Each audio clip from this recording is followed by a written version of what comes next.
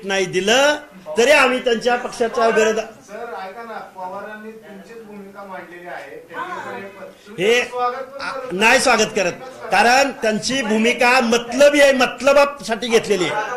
अरे ऐका तरी, आता तुम्ही मतलब का म्हणलं ते काय ऐकत नाही तुम्ही. शरदचंद्रजी पवार साहेबांनी 2 सप्टेंबरच्या GR ला विरोध का केला नाही. आता ओबीसी आपल्यापासून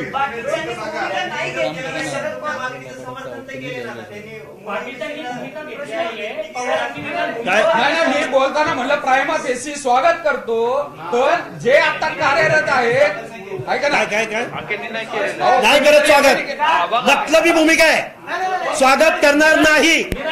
2 सप्टेंबरचा कायदा पारित होत असताना शरदचंद्रजी पवार मुग गिळून का गप्प बसले होते. आता तुम्ही अडचणीत आला म्हणून घेताय का.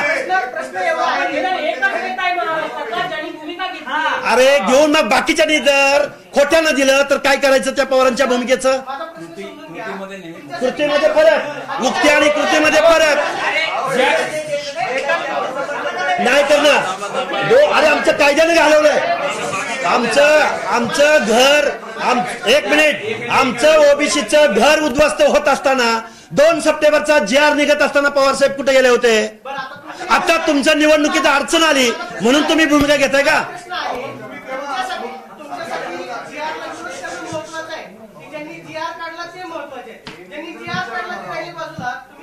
बाजूला कुठे म्हणलं बाजूला ठेवलंय, कुठं आम्ही बाजूला ठेवलेत.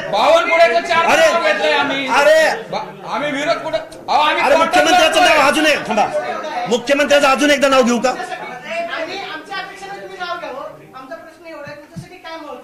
आमच्यासाठी आमचं GR हे महत्वाचं आहे, तो GR रद्द झाला पाहिजे हे महत्वाचं आहे. तिकीट पण निवडणुका येतील जातील अनेक वेळा, पण GR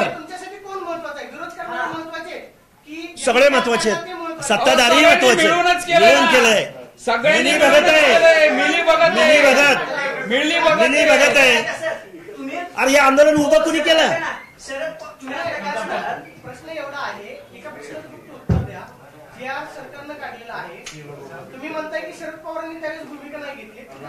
कोण महत्वाचं आहे, ज्यांनी GR काढला ते महत्वाचे, की ज्यांनी विरोध केला नाही ते महत्वाचे. ऑलरेडी सरकारनं GR तर पारित केलेला आहे, तुम्ही आता म्हणताय की तुम्ही भूमिका नाही घेतली.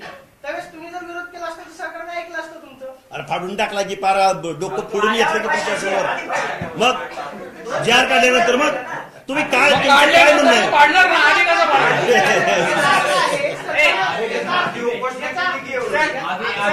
अरे आंदोलन केली, उपोषण केली, GR फाडून टाकले. ते छगन भुजबळ सांगतील ना, आम्ही कार्यकर्ते आहोत, आम्ही काय त्यांचे. आता प्रकृती त्यांची आजारी आहेत, ऍडमिट आहेत, त्यांनी वेळोवेळी याला विरोध केलेला आहे. त्यांनी सांगितलेल्या मूळ ओबीसींना तिकीट द्या, त्यांची भूमिका पहिल्यापासून क्लिअर आहे. शरद पवार काय करत होते, मग मुख्यमंत्री काय करत होते. अरे हो, मग विरोधच केला ना, विरोधच केला. अरे तुम्ही तीव्रता म्हणजे काय, आता डोकं आपटून घेऊ का इथं. कसं तीव्रता म्हणजे काय, कसं सांगू. काय केलं पाहिजे. तुम्ही म्हणताय की शरद पवारांच्या भूमिकेचं स्वागत करणार नाही. ससाणे साहेब म्हणतात की शरद पवारांनी जी भूमिका घेतली ती सगळ्यांनी घ्यावं. प्रश्न असा आहे, तुम्ही भाजप बाकीची जी नावं आता तुम्ही आम्ही म्हणल्यावर घेतली, पवारांची सुपारी घेऊन तुम्ही काम करताय असं राष्ट्रवादीचा आरोप आहे तुमच्या. कुणी सुपारी, आम्ही ओबीसीची सुपारी घेतली, आम्हाला कुणाच्या सर्टिफिकेटची गरज नाही. आणि कुणाला काय म्हणायचं ते म्हणू द्या ना. आम्ही ओबीसीची सुपारी घेतली ना पहिल्यापासून. कोणी काही बोलतील. अरे सुपारी घ्यायचा संबंध काय. आम्ही ओबीसीची घेतली सुपारी. मंगेश ससाने, लक्ष्मण हाकेनी, कोण बोलत नाही. त्यांनी सुपारी नाही घेतली. काही बोलतोय म्हणलं ना मी. बैल गेला झोपा केला नका करू, तुमची श्वेतपत्रिका आणा, तुमच्या पक्षाचं फक्त काम करू नका.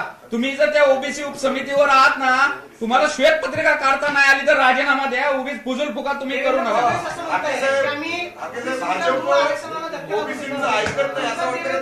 काय काय हो मान्य आहे. ओबीसीची भावना भाजपनं ऐकलेली नाही.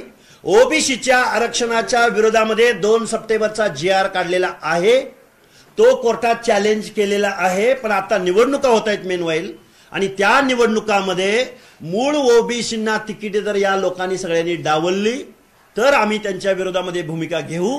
तिथं आमचा सामान्यातला सामान्य ओबीसीचा उमेदवार असेल तरी त्याच्या पाठीशी आम्ही ठामपणे उभं करू. आम्ही तसं ओबीसी